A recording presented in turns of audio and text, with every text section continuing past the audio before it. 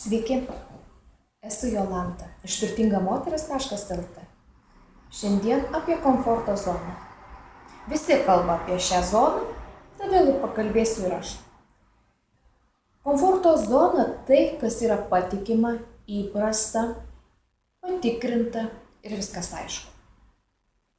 Kažkiek laiko aš mielai pabūnu šioje komforto zonoje, bet labai trumpai. Nes kai viskas ramu keletą dienų, niekas nevyksta, aš pajuntu, kad aš nieko nebeišmokstu, man tampa nuobodu ir man reikia naujovių. Vos tik aš pajuntu tą vidinį draskantį naujovių poreikį, aš išdrįstu žengti iš komforto zonos ir kažką naujo nuveikti.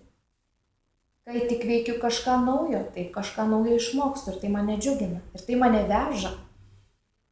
Ar visiems reikia žengti iš tos komforto zonos? Aš nežinau. Kiekvienas turi klausyti savo širdies.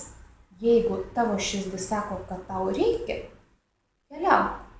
Jeigu tavo širdis sako, kad ne dabar, būk ten, kur esi. Klausyk savo širdies balso.